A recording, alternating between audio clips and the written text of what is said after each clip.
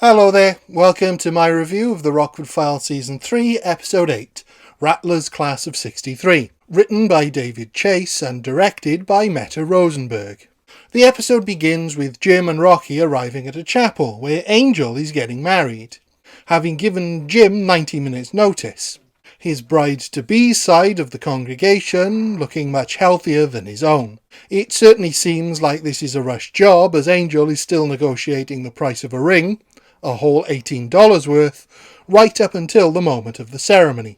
Angel also doesn't appear particularly keen on the whole affair, so it's only natural for us to assume that this is some sort of scam.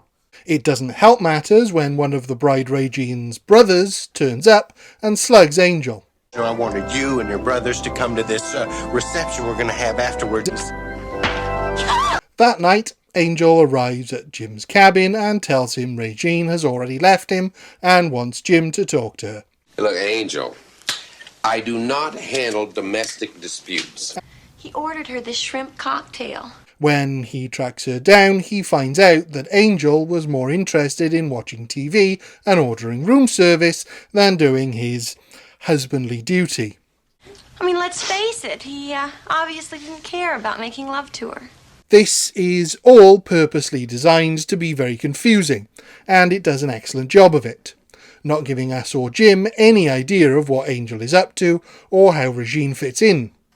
But with Jim as a surrogate for the audience, we just have to go along with it just as he does. You know, he's not even who he says he is. We at least assume there must be some sort of con going on here, but Jim assumes the con is Angel finding someone willing to marry him. Things become slightly clearer when Regine's brothers turn up and tell Jim they've been checking up on Angel, and he isn't the doctor he claims to be, nor did he ever work at the Canadian brewery he claimed to work at. Jim isn't best pleased to get roughed up by these thugs or to be left high and dry by Angel, but manages to make his escape and catches Angel trying to do the same.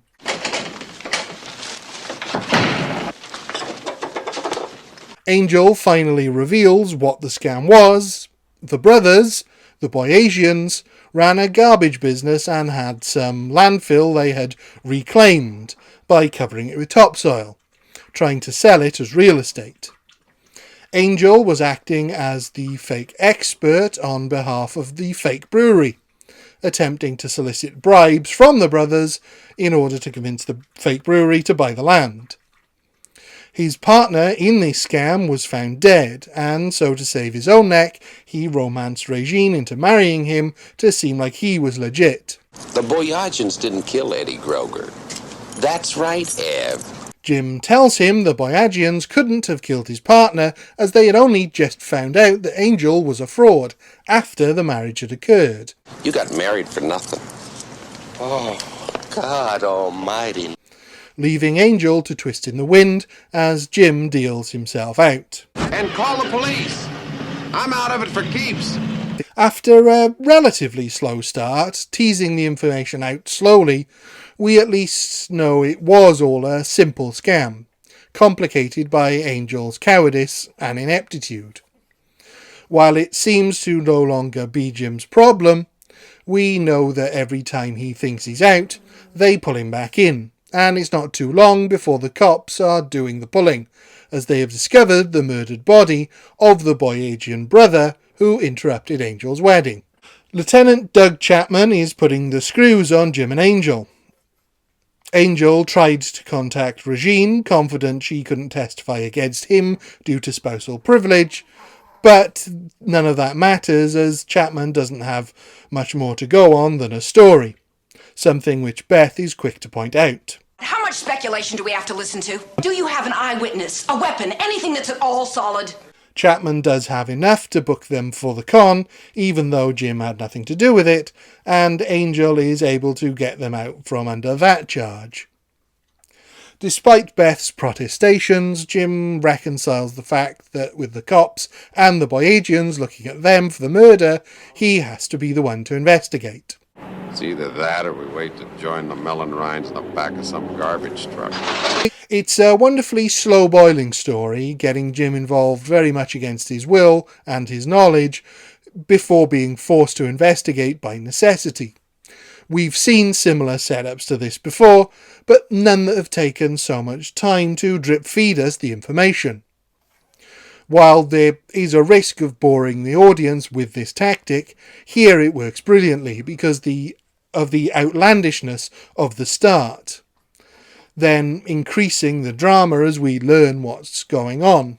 Jim's investigation begins at the Boyagian's landfill site, where an employee lets a little too much slip, leading Jim to a car salesman, who claims not to know the man Jim has just seen him talking with, who we then see hide the murder weapon. This now puts us at an advantage over Jim, as we know who did it, but Jim isn't too far behind.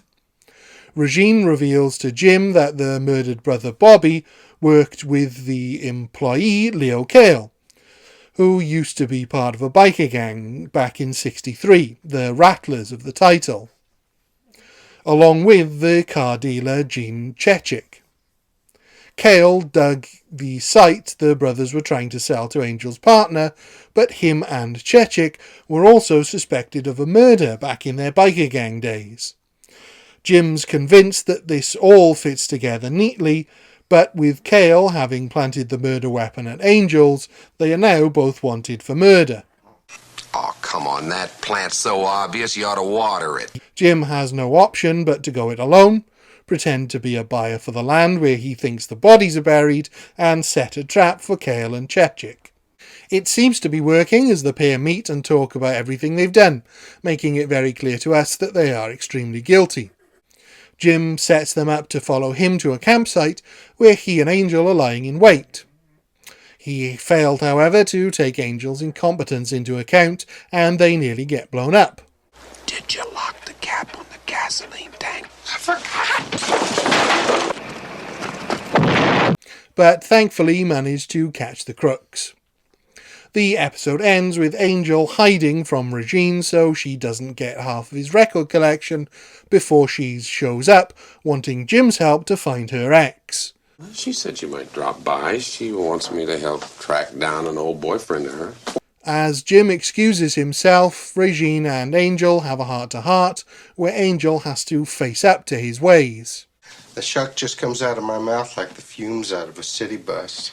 This is an interesting episode with some great elements and a pretty good mystery.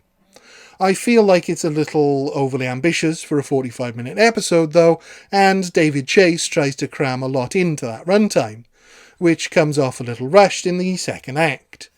The epilogue is beautifully done thanks to the writing and performances from Stuart Margolin and Elaine Halevale.